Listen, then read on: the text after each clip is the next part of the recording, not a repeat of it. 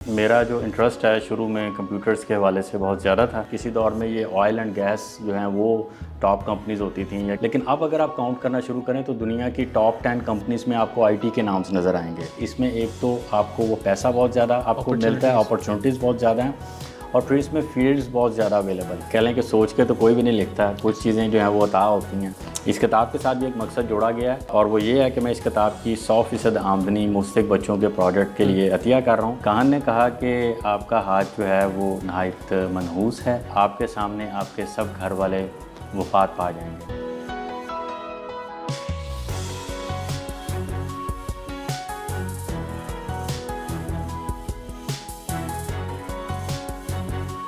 السلام علیکم ناظرین, شیئرنگ آف پروفیشنل وزڈم کے ساتھ میں ہوں آپ کا میزبان علی رحمان خالد. ناظرین, ہم ہمیشہ ہی کوشش کرتے ہیں کہ آپ کے سامنے ان شخصیات کو لے کے آیا جائے جنہوں نے پاکستان کے لیے یا اپنے ملک کے لیے کسی نہ کسی انداز میں کوئی نہ کوئی پازیٹیو رول پلے کیا ہے. آج جو مہمان ہمارے ساتھ موجود ہیں سلمان خالد صاحب, ہم ان سے جانیں گے کہ یہ امریکہ میں پچھلے 10 سال سے as a senior technical consultant تو کام کر ہی رہے ہیں, لیکن لٹریچر میں, ادب میں اور رائٹنگ میں ان کا انٹرسٹ کب اور کیسے ڈیولپ ہوا, یہ ہم ان سے جاننے کی کوشش کریں گے. السلام علیکم سلمان خالد صاحب, کیسے ہیں؟ وعلیکم السلام Ali, thank you very much for inviting me. بہت اچھا لگا یہاں پہ آ کے. سر, سب سے پہلے تو مجھے آپ یہ بتائیے گا کہ آپ نے آئی ٹی کی فیلڈ کو کیسے چوز کیا, اور پھر آپ امریکہ چلے گئے, وہاں پہ آپ نے جاب کی, تو یہ سارا سفر آغاز کیسے ہوا اور کیسے طے کیا؟ جی, بیسیکلی میرا جو انٹرسٹ ہے شروع میں کمپیوٹرز کے حوالے سے بہت زیادہ تھا, اور تقریباً 8ویں کلاس کے جو مضامین ہیں, اختیاری مضامین, وہیں سے ہی میرا پہلا بیچ تھا جب پنجاب میں فرسٹ ٹائم کمپیوٹر سائنس جو ہے وہ انٹروڈیوس ہوا. تو وہاں میں نے اس کو ایز اے اختیاری مضمون اختیار کیا, اور پھر وہ وہاں سے بات چلتی گئی. انٹر کے بعد میرا بیچلر کمپیوٹر سائنس ہے, اور پھر ماسٹرز کیا میں نے ادھر لاہور سے ہی, اور پھر پڑھانے کی طرف رجحان ہوا, کیونکہ میری فیملی پروفیشن بھی جو ہے وہ ٹیچنگ کی طرف ہی ہے. میری مدر جو ہیں وہ خود لائبریری سائنس کے شعبے سے وابستہ ہیں, میری 2 مرحوم خالائیں جو ہیں وہ لائبریری سائنس کے شعبے سے وابستہ ہیں, میری بہن جو ہے وہ خود بھی پڑھاتی ہے. تو یہ سمجھ لیں کہ جینز میں تھی یہ چیز. تو وہ سفر جو ہے وہ آگے چلتا رہا, اور اسی سفر کے خوبصورت مقامات آتے گئے. کچھ میں نے پڑھایا, کچھ کار سرکار کے اندر سرو کیا. میں نادرا کے اندر ڈپٹی ڈائریکٹر رہا, اور اس کے بعد پھر بینکنگ کے ساتھ بھی آئی ٹی کے ساتھ وابستہ رہا. اور یہ سفر پاکستان تک تھما نہیں, یہ سفر آگے امریکہ تک چلا. وہاں پہ میں نے فارچون 500 کمپنیز کے ساتھ سرو کیا, آئی بی ایم کے ساتھ میں نے سرو کیا. تقریباً 1.5 سال میں ان کا جو ہے وہ سینئر ٹیکنیکل کنسلٹنٹ رہا, وہاں پہ ان کے پلیٹ فارم کے اوپر کام کیا. اور اس کے بعد پھر ایک سفر نامہ سرزد ہوا جس کی رودات بعد میں آئے گی. یہ بیسیکلی میرے جاب چینجنگ سوئچنگ کے ان بٹوین جابس جو ہے یہ ایک سفر جو تھا وہ ہوا 2 جاب میں چینج کرنے کے درمیان. تو golf team arrow space corporation, وہاں پہ میں نے سرو کیا, اور پھر اس کے بعد والٹ ڈزنی ورلڈ جو ہے ڈزنی لینڈ اورلینڈو فلوریڈا میں, وہاں پہ بھی آئی ٹی کے شعبے کے ساتھ کنسلٹنسی چلتی رہی. ابھی 10.5 بھی میں اسی شعبے سے منسلک ہوں, اور اپنی تکنیکی معاونت جو ہے وہ جاری ہے. سر, جو ٹیکنیکل کنسلٹنٹ ہوتا ہے اس کا بیسیکلی رول کیا ہوتا ہے, کس اینڈ پہ یہ زیادہ کام کر رہا ہوتا ہے؟ اچھا, میری جو فیلڈ ہے ٹیکنیکل کنسلٹنسی کے حوالے سے, اس میں آئی بی ایم پلیٹ فارم کے اوپر کام کرتا ہوں. جس طرح سے آپ ایک لیپ ٹاپ یوز کرتے ہیں یا مائکروسافٹ پلیٹ فارم کے اوپر, اس کے اوپر ونڈوز آپ انسٹال کرتے ہیں. بیسیکلی ونڈوز ایک آپریٹنگ سسٹم ہے, اسی طرح یونکس ایک آپریٹنگ سسٹم ہے جو کہ ملٹیپل پلیٹ فارم کے اوپر کام کرتا ہے. بالکل جیسے یہ فون ہے, یہاں پہ اینڈرائڈ ہے, but it's a Unix based operating system. اسی طرح سے آئی بی ایم کا پلیٹ فارم ہے, اس کے ہارڈ ویئرز ہیں جو کہ مین فریمز اور منی فریمز جو اس کے یوز ہوتے ہیں انڈسٹریز کے اندر, جس پہ ایک ہی فریم پہ ہم ورچوئلائزیشن کرتے ہیں, اور اس کو کہہ لیں کہ جیسے اب گوگل کے سرورز ہیں, ڈیٹا سینٹر ہے اس کا.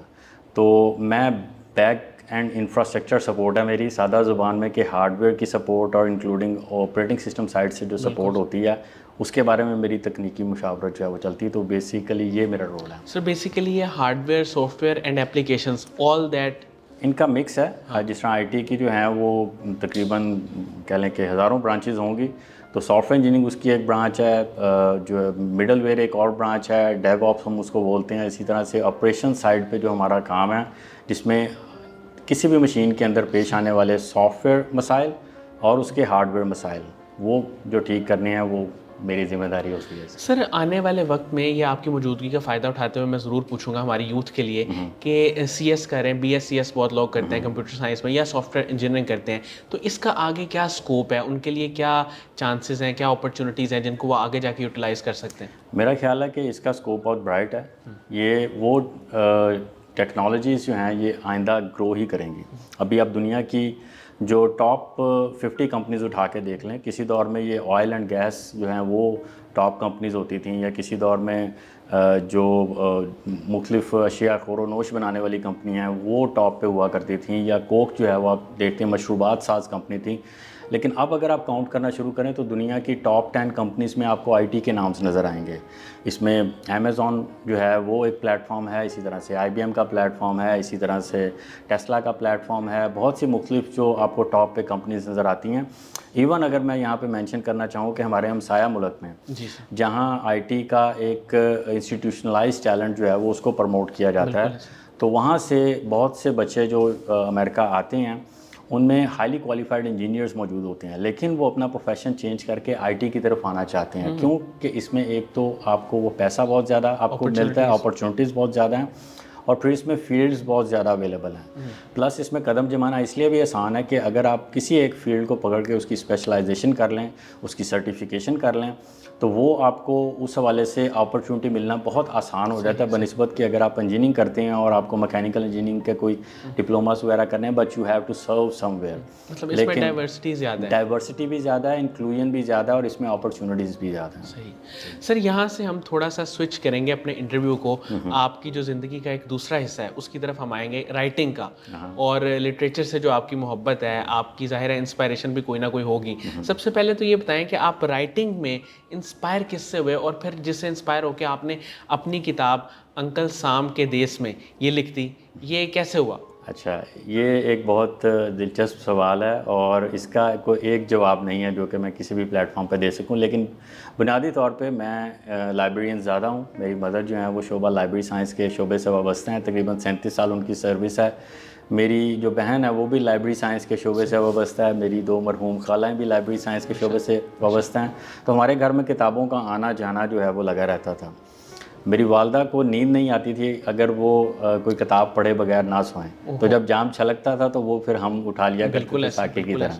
تو بہت سا لٹریچر ہمیں گھر سے پڑھنے کو ملا, اور وہ سمجھتے ہیں کہ جو ایک اس کی طرف رجحان ہو گئی, جی اپ برنگنگ ہوگی, وہ وہیں سے جو ہے وہ پیدا ہوئی. تو کچھ پھر جب سوشل میڈیا کی طرف آئے, اور قاسم علی شاہ صاحب ہیں, بہت سے اور بڑے نام ہیں جن کو ہم نے پڑھنا شروع کیا, تو ان کی پوسٹ کے نیچے ہم نے کامنٹس دینے شروع کیے. وہ کامنٹس ہوتے ہوتے طویل ہوتے چلے گئے, اور وہ کامنٹس کو بڑھانے کے بعد تو سوچا کہ ان کو پوسٹ کی شکل دے دی جائے, اور لکھا کہ ہم کچھ تحریر بھی لکھ سکتے ہیں, کیونکہ یہ ہر چیز سٹیج کی طرح ایک فی البدیہہ ہوتی ہے. تو وہ تحریریں بنتی چلی گئیں. ابھی تقریباً گزشتہ 3 سال سے لکھ رہا ہوں, 500 کے قریب تحریر لکھ چکا ہوں, جن میں سے کوئی 10-12 کے قریب قومی اخبارات کی زینت بھی بن چکی ہیں, بہت سے سینئر لوگوں کی رہنمائی کی وجہ سے. اور ایسے یہ سفر نامہ بھی جو ہے یہ سرزد ہوا, جو کہ بیسیکلی امریکہ کی 17 ریاستوں کا ٹور ہے. یہ بھی میری ایک جاب سوئچنگ کے دوران 2 جابس جو ہے وہ بدلنے کے بعد جو ہے وہ واقعات اس میں منظر نگاری کی گئی ہے. کچھ محسوسات ہیں, کچھ امریکن ہسٹری کے بارے میں آپ کو دیکھنے کو ملے گا, کچھ اس کے اندر آپ کو مشہور لینڈ مارکس کا احاطہ ملے گا, پھر آپ کو سفر کے دوران جو خوابیں ہیں وہ دیکھنے کو ملیں گے. تو بس یہ ایک کاوش کی ہے, اور اس کاوش کو کوشش کیا ہے کہ ایک جد و جہد کے ساتھ ایک مقصد کے ساتھ جوڑا جائے. سر جب آپ ٹریول کر رہے تھے اور جاب سوئچنگ کے دوران, تب آپ نے سوچا تھا کہ میں ایک کتاب لکھوں گا انکل سام کے دیس سے, اور وہ پھر اتنی زیادہ کلک کرے گی کہ بڑے بڑے جو رائٹرز ہیں جیسے عطاء اللہ قاسمی صاحب, اور ان کے علاوہ بے شمار نام آپ نے مجھے بتائے جب ہم گفتگو کر رہے تھے, تو وہ اس کو پسند کریں گے, لائک کریں گے, تو یہ سوچا تھا آپ نے؟ بالکل بھی ایسا کچھ نہیں سوچا تھا. یہ وہ چیزیں ہیں جو کاتب تحریر نے پہلے لکھ دی تھیں, تو ان کو ایک کہہ لیں کہ سوچ کے تو کوئی بھی نہیں لکھتا. کچھ چیزیں جو ہیں وہ عطا ہوتی ہیں, تو جب لفظ بنتے چلے جاتے ہیں تو وہ فکریں بنتی ہیں, اور فکروں سے پوری تحریر نکل آتی ہے. تو ہر انسان کے اندر ایک کتاب موجود ہے, آپ کے اندر بھی موجود ہوگی, ہمارے کیمرہ مین کے اندر بھی کتاب موجود ہوگی, اور بہت سی کتابیں قاسم علی شاہ صاحب بھی لکھ چکے ہیں. یہ بات ہے کہ آپ کوئی کام کرتے چلے جائیں تو وہ ہوتا چلا جاتا ہے. جہاں پہ آپ نے کوئی بریک لگائی, کوئی وقفہ لگایا, تو وہیں پر جو ہے وہ کام رک جاتا ہے. تو میرا پیغام بھی ہوگا کہ آپ کوئی بھی کام شروع کریں تو اس کو پایہ تکمیل تک ضرور پہنچائیے، تاکہ اس کا کوئی نہ کوئی مقصد جو ہے وہ کام کا ہو، اور کام کے اندر مقصدیت کو تلاش کرنا جو ہے وہ بہت ضروری ہے۔ اس کتاب کے ساتھ بھی ایک مقصد جوڑا گیا ہے، اور وہ یہ ہے کہ میں اس کتاب کی 100% آمدنی مستحق بچوں کے پروجیکٹ کے لیے عطیہ کر رہا ہوں۔ قوت فاؤنڈیشن، جو کہ ڈاکٹر امجد ثاقب صاحب، قاسم علی شاہ صاحب کی بھی وہ بہت سی انسپریشن، ابھی میری ان سے بات ہو رہی تھی اور ابھی میں آپ کی دیوار پہ دیکھا تو قاسم علی، ان کے ڈاکٹر امجد ثاقب صاحب کی تصویر جو ہے وہ بالکل درمیان میں وسط میں موجود تھی، تو مجھے دیکھ کے اچھا لگا کہ دو مبارک شخصیات کا ایک جگہ پہ جمع ہونا، اور پھر اس کتاب کی آمدنی کو مستحق بچوں کے پروجیکٹ، جو کہ ڈاکٹر امجد ثاقب صاحب کا ویژن ہے کہ ایجوکیشن کے لیے لے کے جایا جائے۔ تو میرا موٹو ہے ایک کتاب ایک اینٹ، تو اس کتاب کی ایک اینٹ، آپ اس کو ایک کتاب مت سمجھیے، ایک اینٹ سمجھیے، تو اس کی 100% آمدنی ہم ان بچوں کے لیے وقف کر رہے ہیں۔ یہی وجہ کہ میں امریکہ سے پاکستان یہاں آ کے موجود ہوں۔ سر آپ کی زندگی میں اگر دیکھا جائے تو تینوں رنگ ہیں، ایک آپ کی ٹیکنیکل سائیڈ ہے، پھر ایک آپ کی ایک وہ ادیب اور رائٹر ہونے والی وہ آپ کی شخصیت کا حصہ ہے، وہ جو کہہ لیں اس کے جو عنصر ہوتے ہیں، اور تیسری چیز سوشل ورک اور خدمت خلق اور لوگوں کے ساتھ ہمدردی، یہ جذبہ، یہ تینوں مزاج آپ میں کیسے آئے ہیں؟ اس کی بھی وجہ میں یہ کہوں گا کہ والدین کی تربیت ہوتی ہے۔ ہمارے والدین کو یہ چیزیں اپنی اولاد کو بہت سکھانی چاہیے۔ میں ابا مرحوم کے ساتھ جب مسجد جایا کرتا تھا تو ان کا ایک سکھانے کا اسلوب یہ تھا کہ وہ کوئی نہ کوئی رقم ہمارے ہاتھ میں تھما دیا کرتے تھے، اور وہ پیسے وہ کہتے تھے کہ جو مسجد میں خادم آ رہے ہیں تو ان کی جھولی میں وہ ایسے ڈال دیے جائیں اور دوسرے ہاتھ کو پتہ نہ چلے۔ تو یہ دینے کی جو ترغیب ہے، زندگی میں مقصدیت کی جو ترغیب ہے، یہ گھر سے جو ہے وہ مجھے ودیت ہوئی، اور انہی کو دیکھتے ہوئے جو ہے یہ چیز سوچی کہ زندگی کے اندر اگر ہمارے بڑوں نے ہمیں یہ چیز سکھائی ہے تو اس کو آگے بھی منتقل ہونا چاہیے، اور چراغ سے چراغ جلتے رہنے چاہیے۔ سر آنے والے وقت میں آپ کے فیوچر گولز کیا ہیں؟ کہ آپ امریکہ میں ہی رہنا چاہتے ہیں یا کوئی پلان ہے آپ کا فیوچر میں پاکستان آنے کا؟ یہ تو آپ ایک طریقے سے سرو کر ہی رہے ہیں، لیکن رائٹنگ کے ذریعے آپ زیادہ کام کرنا چاہتے ہیں یا اپنے پروفیشن کے ذریعے زیادہ کام کرنا چاہتے ہیں؟ کیا فیوچر میں کیا سوچا ہوا آپ؟ اچھا، یہ بھی جو آپ کا سوال ہے اس کی بھی مختلف جوتیں ہیں۔ تو اس کتاب کے ذریعے، جو کہ اس کا ٹائٹل ہے انکل سام کے دیس سے، بیسیکلی ایک پاکستانی امریکی کا سفر نامہ ہے۔ تو نہ صرف میں کوشش کر رہا ہوں کہ امریکہ کو پاکستان لایا جائے اور یہاں کے پاکستانی احباب کے ساتھ شیئر کیا جائے، بلکہ میری کوشش ہے کہ اس کتاب کی ایک انگلش ٹرانسلیشن ورژن کر کے اس کو امیزون کے اوپر اور کنڈل کے اوپر بھی لے کے جایا جائے، تاکہ یہاں کے پاکستانی ایک جو محسوسات ہیں ایک لائل پوری کے، ایک پاکستانی کے، وہ امریکی آڈینس کو بھی دکھائے جائیں۔ تو ساری زمین اللہ کی ہے، تو میں چاہتا ہوں کہ جہاں پہ بھی ہم جائیں اپنے دیس کی خوشبو کو ساتھ لے کے جائیں، اور جو مہک اللہ تعالیٰ نے کائنات کی وسعتوں میں پھیلا رکھی ہے اس کو بھی اپنی دھرتی کے ساتھ روشناس کروایا جائے۔ تو بانڈنگ فیکٹر اگر میری وجہ سے کوئی سامنے آ سکتا ہے تو میں چاہوں گا کہ آگے بھی اس کو کنٹینیو رہنا چاہیے، تو ہم یہاں ہوں یا وہاں ہوں، تو دونوں صورتوں میں خدمت کا پہلو جو جاری رہے گا۔ سر آپ کے بارے میں جب میں نے پڑھا، ریسرچ کی، تو دو چیزیں مجھے بہت اہم پتہ لگیں کہ ایک تو آپ کی ایڈمنسٹریشن بہت اچھی ہے، آپ بہت اچھے ایک ایڈمنسٹریٹر ہیں، اور اس کے ساتھ ساتھ انڈر پریشر جو ہے وہ کام کرنا، وہ ایک آپ کے پاس آرٹ ہے کہ آپ انڈر پریشر کام کر لیتے ہیں۔ میں چاہوں گا کہ آپ ہمارے یوتھ کو بتائیں کہ یہ دو چیزیں آپ کے اندر کیسے آئیں، کیونکہ یہ سکلز ہیں اور اگر وہ بھی ان کو سیکھ لیں تو ان کو بھی زندگی کے ہر شعبے میں اس سے فائدہ ہو سکتا ہے۔ بہت خوبصورت بات ہے کہ ایک بادشاہ سے سوال کیا گیا کہ اس نے ایک کاہن کو بلایا اور کہا کہ میرا ہاتھ دیکھو۔ کاہن نے کہا کہ آپ کا ہاتھ جو ہے وہ نہایت منحوس ہے، آپ کے سامنے آپ کے سب گھر والے وفات پا جائیں گے۔ ایک یہ بتانا قابل گردن زنی تھا۔